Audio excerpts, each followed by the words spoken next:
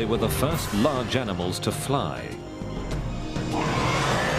Their bodies were so bizarre that it's hard to imagine how they got into the air. They were pterasaurs, and they ruled the skies for 150 million years. I'm blown away by these animals. Pterosaurs are probably the weirdest animals that live on this world. They're the closest thing to living dragons the planet has ever seen. But they're not birds, and they're not bats. So what on earth are they? They're impossible animals. They're reptiles, and yet they're flying around. How on earth could these animals ever fly? And can they fly again? We joined one team on their quest to build one, as they hunt for evidence to unlock the mystery of their flight and piece together clues that may uncover their secrets. We're about to come face to face with the monsters of the sky.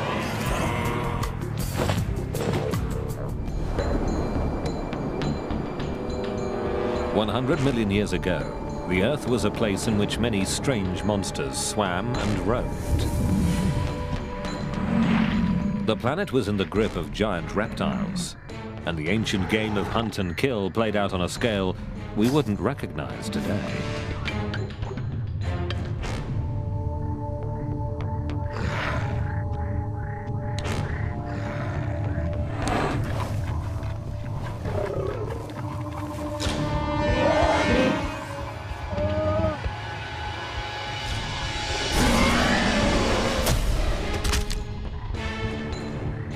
But there was another dimension to this world, one that's often overlooked, but in many ways is even more remarkable.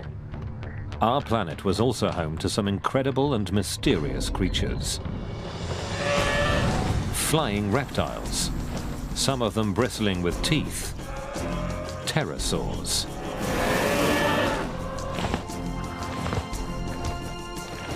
After insects, pterasaurs were the first animals to fly. And they became a global air force.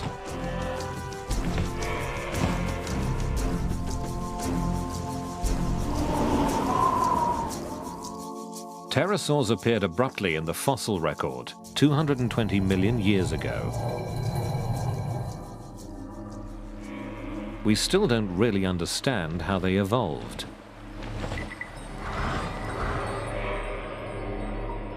But we do know that after they arrived, they spread around the globe, undergoing some of the strangest costume changes in the history of life.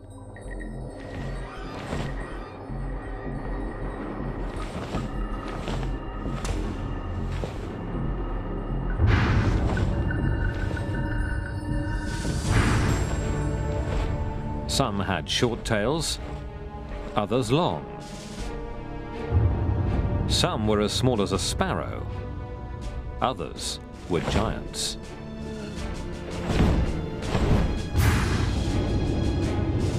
Many were covered with something like hair and sported flamboyant crests. They had outrageous jaws, fine-tuned for hunting. But for all their variety, it was flight that defined them.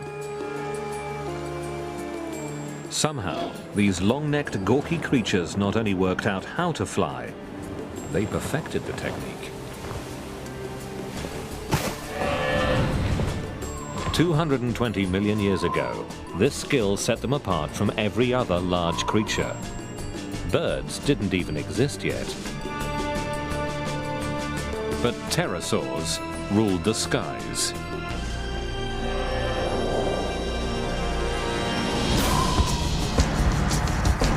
We're only just beginning to solve the mysteries of their reign. What was it like in the world of the pterasaurs? How big did they get?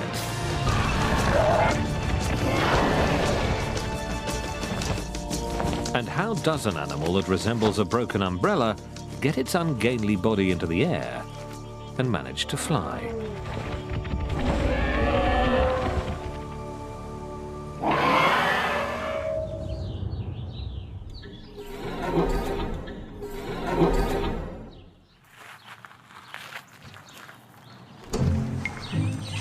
Hi, guys. Hey, Margot. Hey, how's it going? Led by Dutch engineer and Stanford professor Margot Gerritsen, one team will try to build a model, a lifelike flapping and flying pterosaur. And there are instructions for building a pterosaur. They're written in stone. You have to get everything from the fossil record. So it's fascinating to try to put it all together like one big puzzle. It was a beautiful design, something that's extremely hard to duplicate. Gonna be real challenging, Paul, because if you To work out how pterosaurs flew, we need to understand the strength of their bones and how they moved.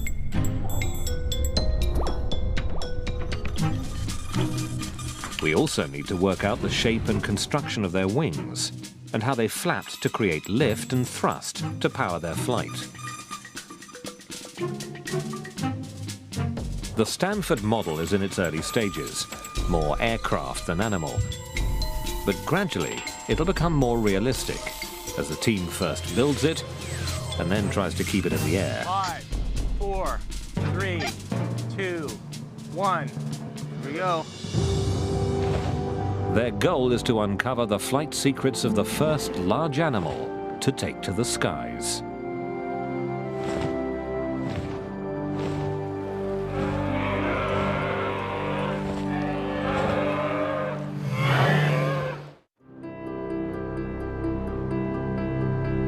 We used to think that birds and bats were the only big flyers in the skies. But a strange discovery near Solnhofen in Germany shattered this myth. This limestone quarry turned up clues about life in a shallow lagoon 150 million years ago.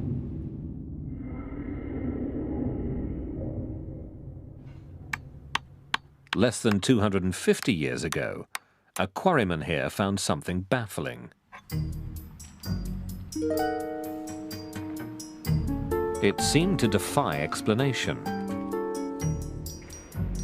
Naturalists of the 1700s fumbled for answers based on familiar known creatures. Some thought it was a type of duck. Others believed it was a kind of bat. Yet others thought the wings would have been used for swimming underwater. But the fossil defied them all. It was unlike anything ever collected before. At the Natural History Museum in Paris, Philippe Taquet walks in the footsteps of the man who finally unraveled the mystery. That sleuth was Georges Cuvier. He was the first person to realize that animals had become extinct, and the first to understand what dinosaurs were. And here, 2 centuries ago, he applied his forensic eye to the German fossil and blew the case wide open. Cuvier received a drawing of this strange petrified animal, and he realized suddenly that it was completely a new order of animal. It was a new branch on the tree of life.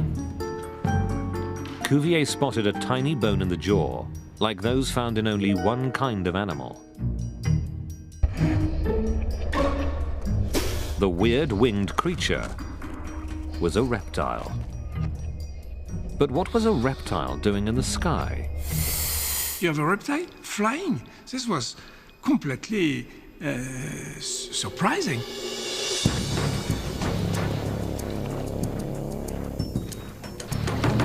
How could a cold-blooded, lethargic beast akin to a crocodile launch its bulk into the air?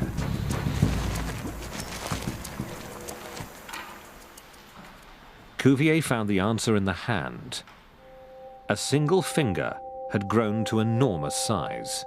And Cuvier said, I will call this animal the pterodactyl. That means the wing on the finger. It was a revolution in zoology.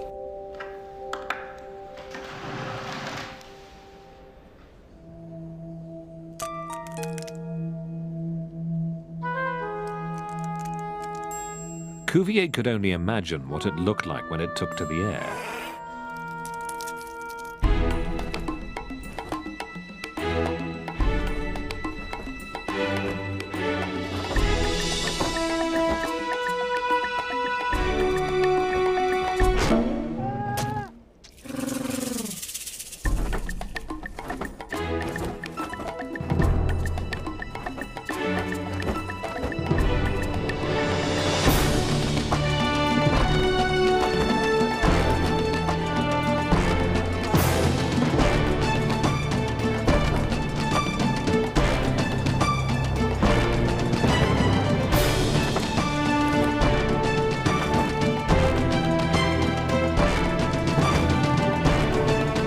For 200 years, we've known that pterosaurs flew, but it's only recently that we've started to understand how.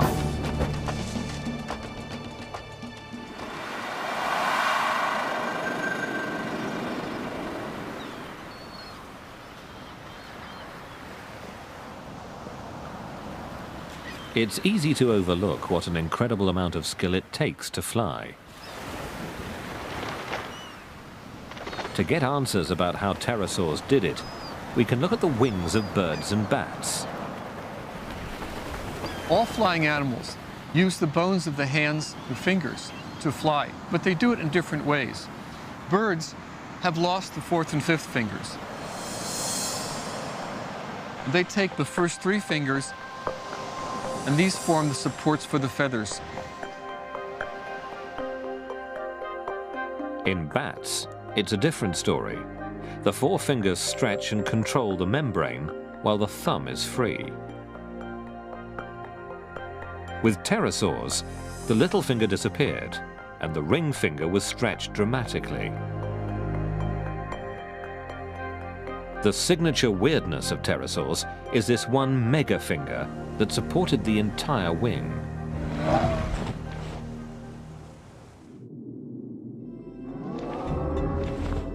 You see an animal that is like nothing else you've ever seen. It's the most bizarre, ungainly, beautiful creature. I mean, it's flying with a finger. Evidence of that finger is elusive. Pterosaur fossils are extremely fragile. It's very rare to get a beautiful specimen of a pterosaur. Nevertheless, Paul Serino did it. A few years ago, on an expedition to Africa, he found a pterosaur where no one expected it. It's a pterosaur bone, probably a wing bone.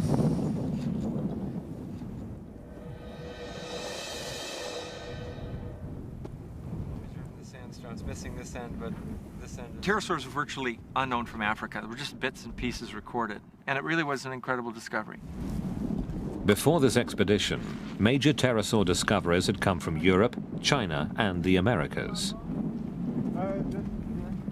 The discovery of our African pterosaur showed they had a global reach.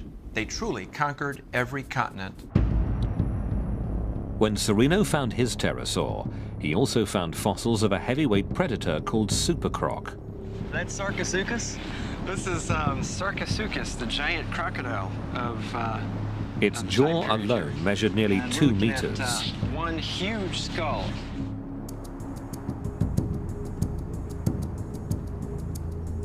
Did pterosaurs clash with this giant? Each creature may have hit where the other was weakest. Pterosaurs may have gone for easy pickings and the supercroc's nest. And the croc probably attacked when the awkward pterosaurs were on the ground.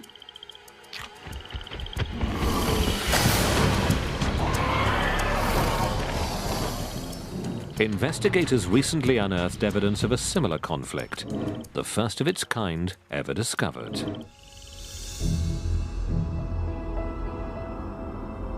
A fossil find in Canada may show that pterosaurs did tangle with dinosaurs.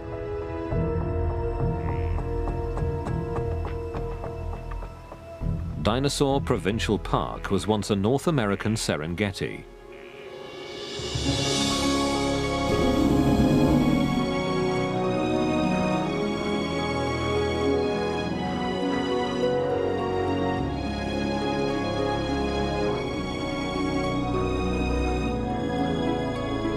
Pterosaurs here tried to steer clear of danger on the ground.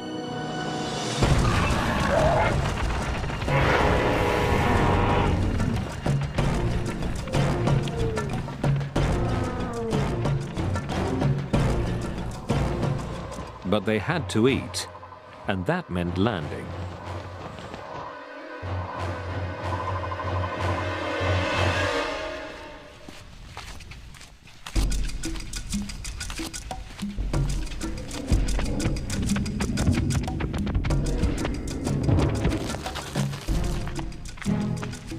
Eons later, a fossil hunter found hints of what may have been one pterasaur's last landing.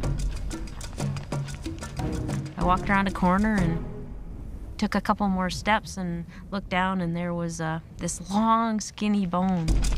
And I'm like, this is interesting. It was part of a pterasaur's megafinger, and fragile pterasaur fossils don't usually last long in the open air.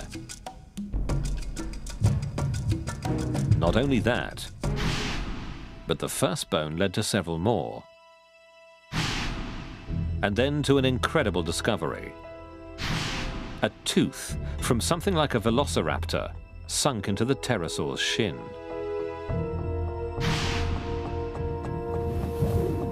What had happened here?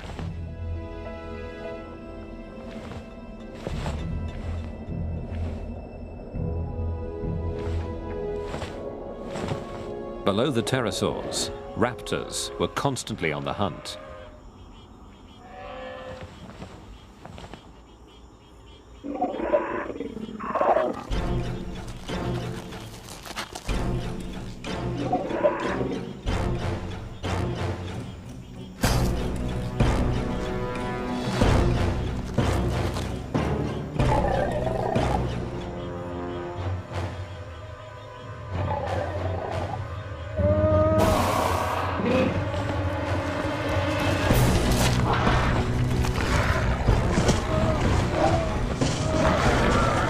Pterasaurs on the ground were vulnerable. Their power was in the air. Flying was their ultimate survival tool. Pterasaurs dominated the skies, and they did this for 140 million years, which is a tremendously long period of time. Primarily they did this because they were the first to get into the skies. Before birds evolved, pterasaurs had the skies to themselves for 70 million years. They spread across the globe and morphed into a wild variety of forms. And aside from the power of flight, they all had one thing in common. Pterasaurs were incredibly effective predators. They could gobble up almost anything they could find. Their jaws tell the story of what they ate. We know of a lot of pterasaurs have no teeth in their jaws. It's quite possible that they were scavengers, and perhaps in some cases they fed on the bodies of dead dinosaurs.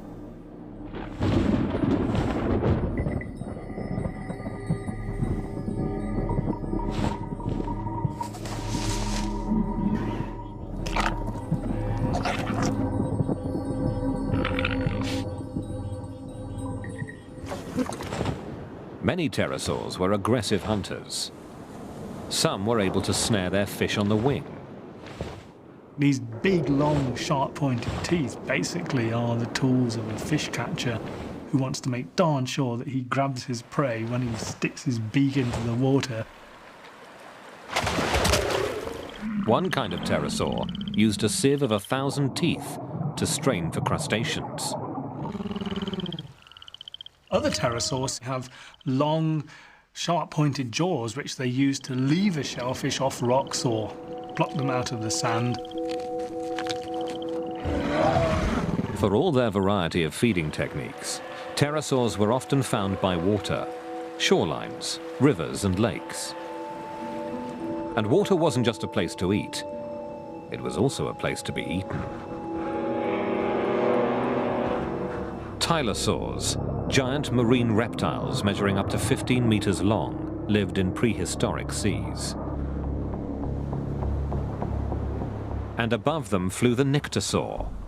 Its freakish meter-high head crest, as big as its wing, may have supported a kind of sail. To find prey, the nyctosaur had to fly low.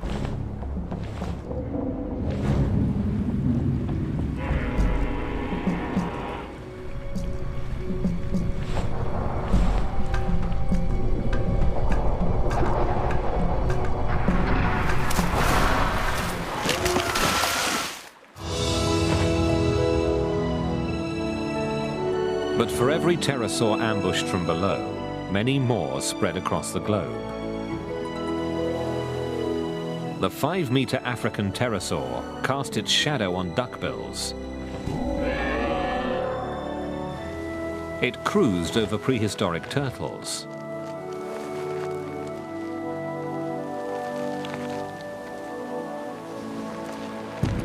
But with every skimming flight over water, it risked being torn from the sky.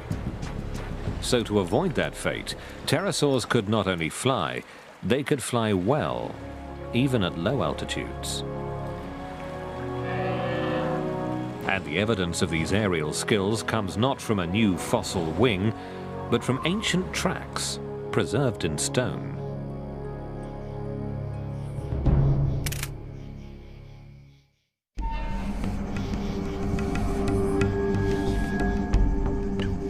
In the past, no one ever thought that pterosaurs could have been skilled flyers. Their clunky bodies seemed to prohibit anything but gliding. But near Toulouse in France, a new piece of evidence has quashed this myth. Two investigators examined the rarest of pterosaur fossils, not petrified bones, but fossilized footprints.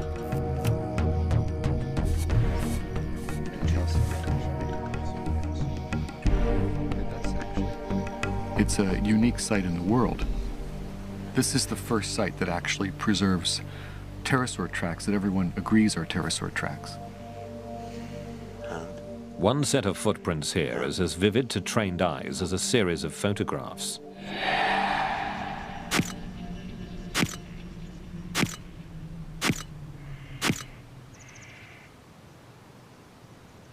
It's the only known record of a pterosaur landing, and how a flyer lands reveals how well it's able to control its flight.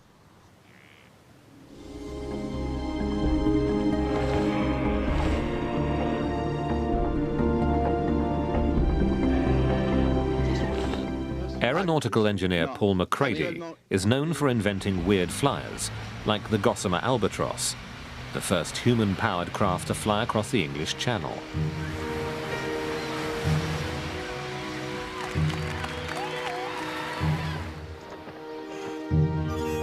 Captivated by pterosaurs, McCready set out in the 1980s to make the giant fly again. His team's biggest challenge was flight control, especially working out how to steer. Fossil expert Kevin Padian advised the project.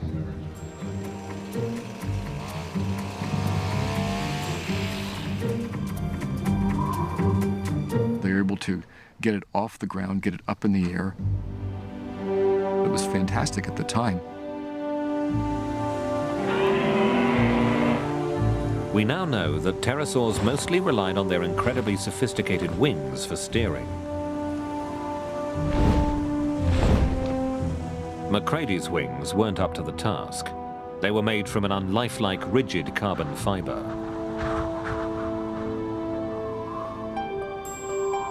His solution to flight control was aeronautical. He created an aeroplane in pterosaur's clothing.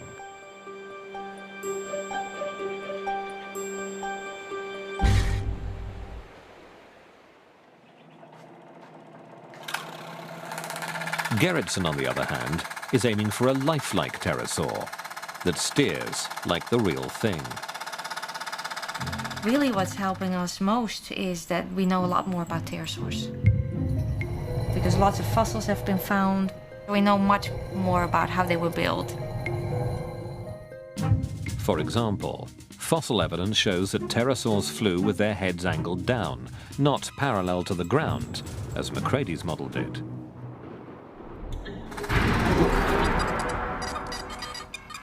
A lowered head makes flight far more difficult to control, but that's how real pterosaurs did it.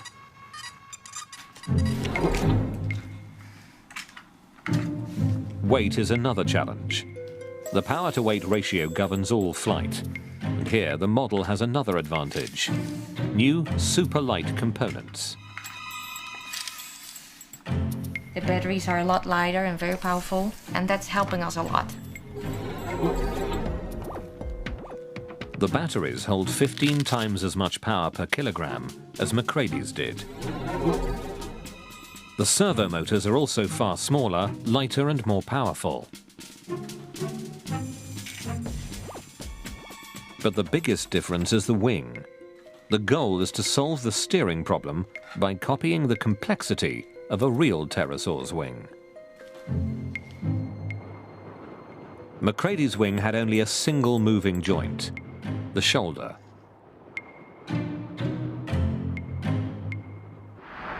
But this wing has 5 joints.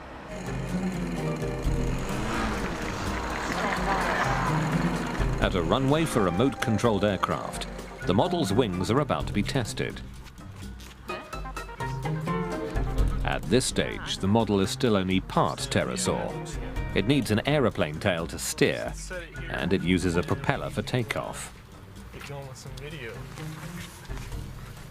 But although it may look crude, it boasts one of the most sophisticated wings ever built. Based on clues from pterosaur fossils, there are 5 movable joints inside the wing for steering. The shoulders rotate. They can also sweep forward and back. The wrists can also rotate and sweep, and the wing can bend at the elbow.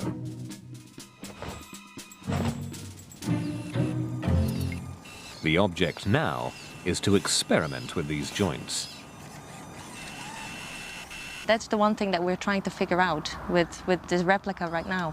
Which of the joint motions are really critical for control? The answer was wired into the real pterosaur's brain, so Mike Luvara will have his work cut out for him. It is a challenge. It's certainly like flying a ball, and you got to keep on trying balancing on top of the ball. Okay, here we go.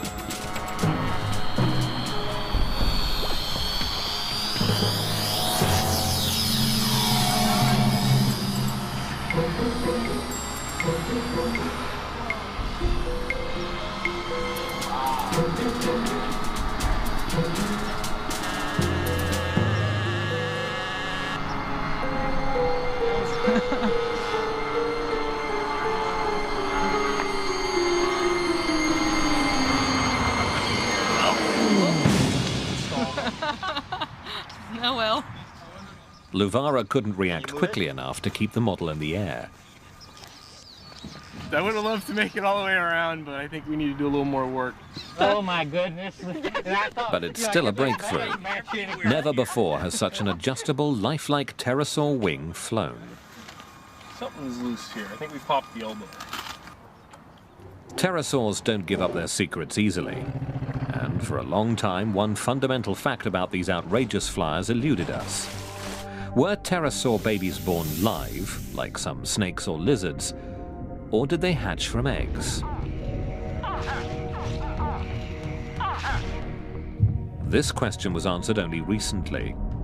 In China, 2 paleontologists uncovered a fossil of a tiny curled-up pterosaur.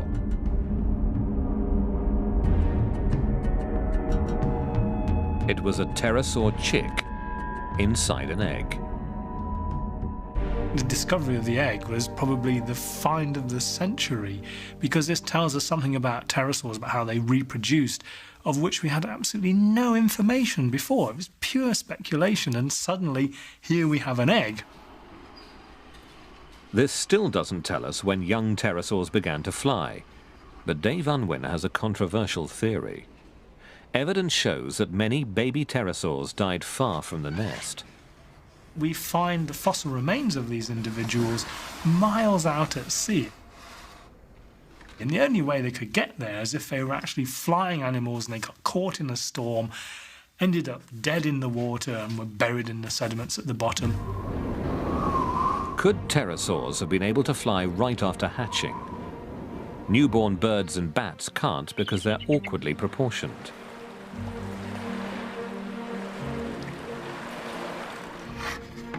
to prove his hunch that pterosaurs could take wing right after birth, Unwin needs more evidence.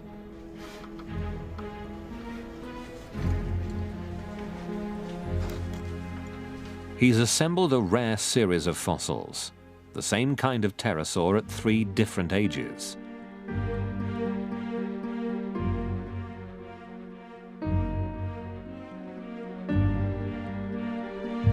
He measures the length of the bones that make up the arm, then those of the megafinger.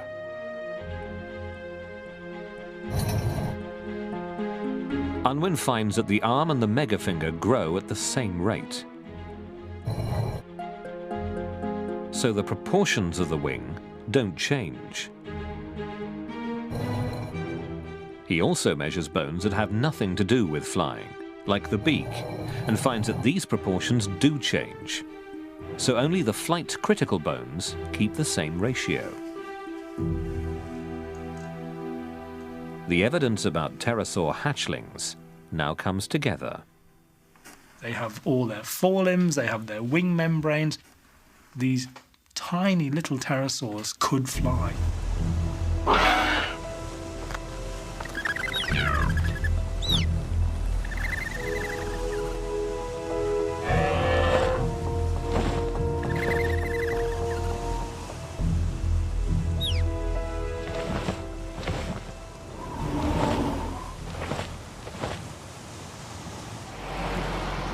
The model is nearly ready for its next flight test. But its body hasn't quite finished evolving.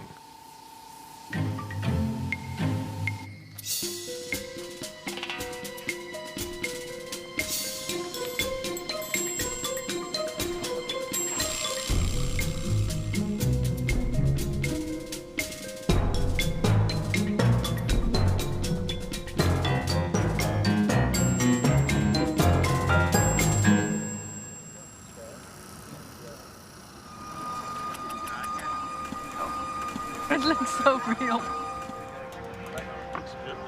After its makeover, the replica is so lifelike that it's given a name. Herky, short for Hercules.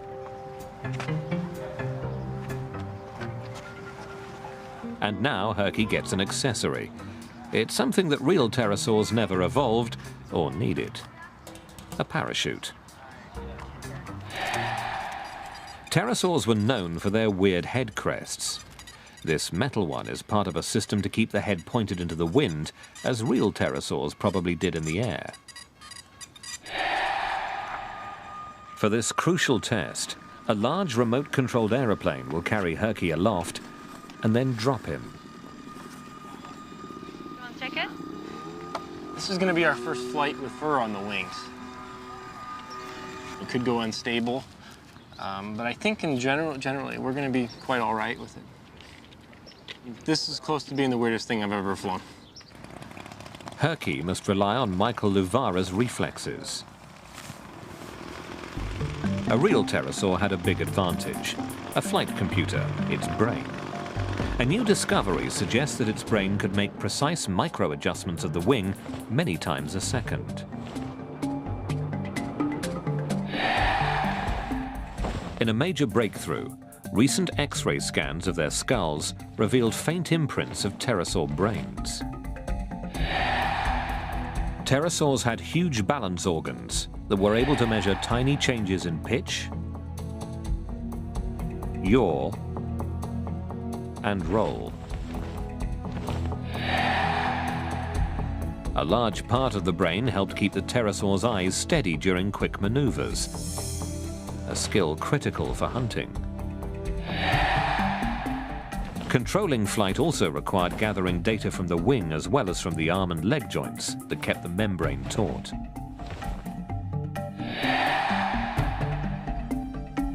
This information was analyzed by another processor that was the core of the flight computer.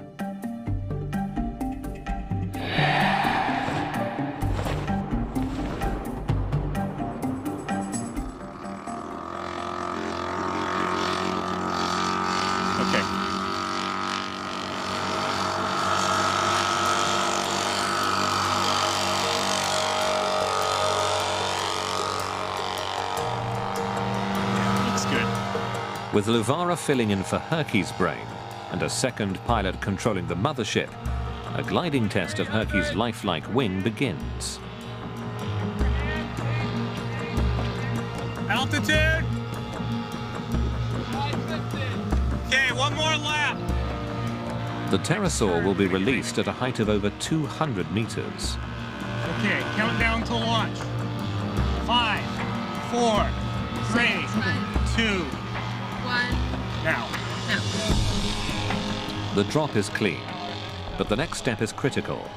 The head, pointing straight ahead for takeoff, must be angled down into a realistic position.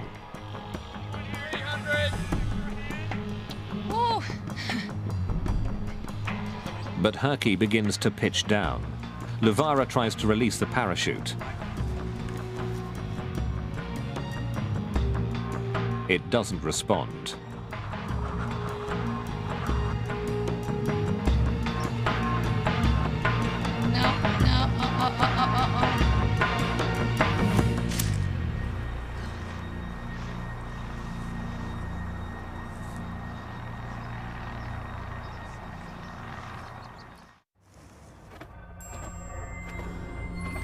The reason for Herky's failed flight can be found by once more looking at birds and bats. They're the only two large animals alive today to have mastered a particular wing motion that keeps them in the air. It's called the flight stroke. If you want to get up in the air, you have to do a certain kind of motion with your arms. And you can't just flap like this, it doesn't work. It actually requires a stroke that's down and forward, up and back, down and forward, up and back. Pumping wings at high power for a long time is something that only warm-blooded creatures like birds and bats can do. They have a racing metabolism, the equivalent of a V8 engine. Taking to the air requires a lot of energy, and it requires sustained energy. If you want to stay up in the air, for safety's sake, you better be able to have a good energy reserve. Otherwise, you run out of gas and fall down in the middle of a big flight. It's not good for you. But pterosaurs were reptiles, and all living reptiles are cold-blooded. Could pterosaurs have been warm-blooded reptiles? There's a convincing clue to suggest that this may have been the case. A fossil recently discovered in Inner Mongolia shows a pterosaur that had fur not only on its wings, but on its body. This was also an animal with a big motor, but only warm-blooded beasts need fur to conserve heat. They're burning energy like mad, and they're able to burn that energy in bursts when they really need to. Something about that kind of lifestyle requires a physiology like a bird that is burning fast and hot. Maybe pterosaurs would have felt warm if you touched one. They were everything but like today's reptiles.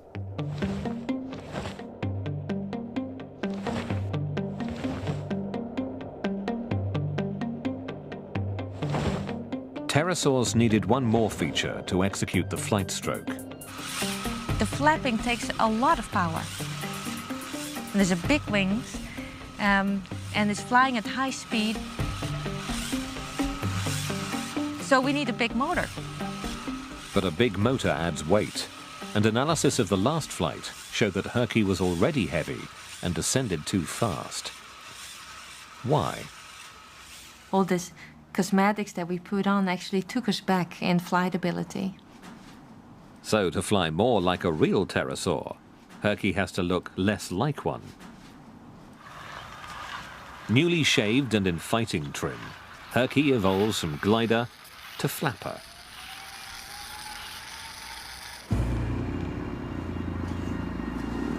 Herky's been worked over, crash-tested and refined. He's as close to a real pterosaur as the team can make him. But is he close enough?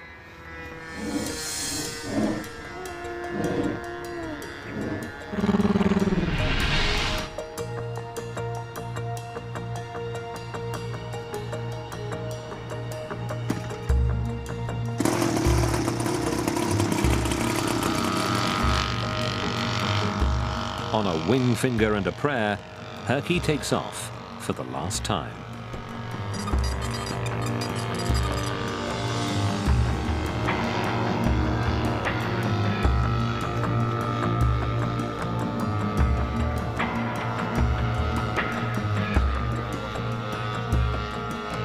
Five, 4, 3, 2, 1. Here we go. Now it's time to flap.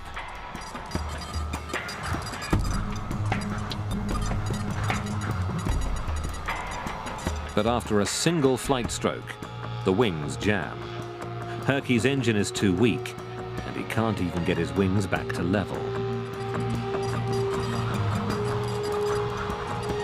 Luvara bails out. It worked. About 50 feet, 40, 20, touchdown. Well, it doesn't look too bad. I think the parachute saved us. Yeah. I think we lost our clutch and gearing. Oh, that's it. Yeah, look at that. That's why it didn't flap. I think we were spinning the motor with nothing. Yeah, the whole clutch system came apart. How about that? Oh, that explains a lot. Well, that also Herky turns out to be a runt. Yeah. Later calculations reveal that his flapping motor had only half the power a real pterosaur would have had. Incredible load in the air. But Herky's wings have still helped to rewrite the book on pterosaur flight. A little bit of slop inboard. I don't know what that was. I'm really proud of the design of the wings. We built a wing that behaves beautifully in gliding flight. We can control the shape, and by controlling it, we can steer the pterosaur. So that's been fantastic. The real animals set an almost impossibly high standard. And it was only by building Herky that we've learned just how skilled they were.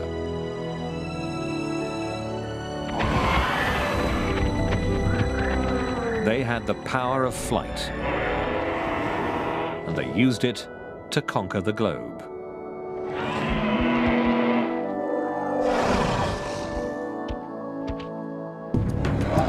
Tenacious hunters, they adapted to different diets.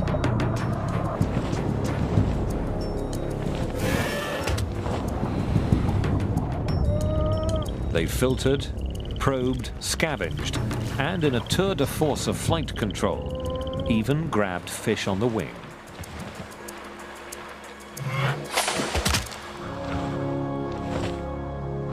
They were quite amazing. So compared to every living animal that I know, every living flyer or man-made flyer, I think the pterosaurs beat them all.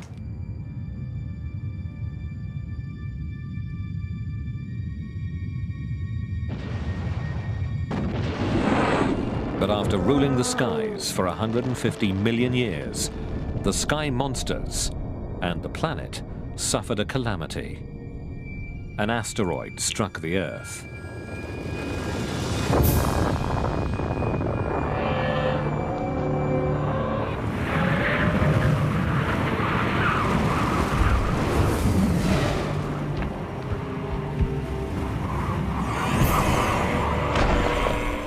One theory suggests that the aftermath wiped out the dinosaurs.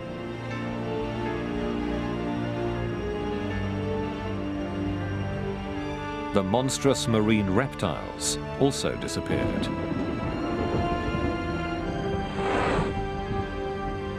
And pterosaurs, the master flyers, were gone forever.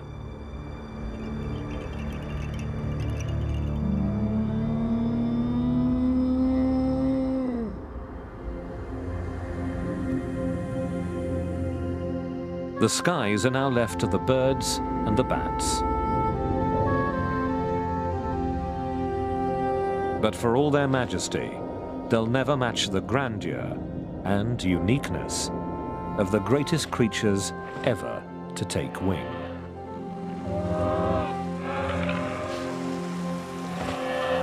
Dragons, of course, are fantastical creatures. Jaws full of teeth, huge wings. These, of course, are myths, never existed, but there were creatures who had all this. They were huge, They had big teeth, they had claws, and they were the pterosaurs.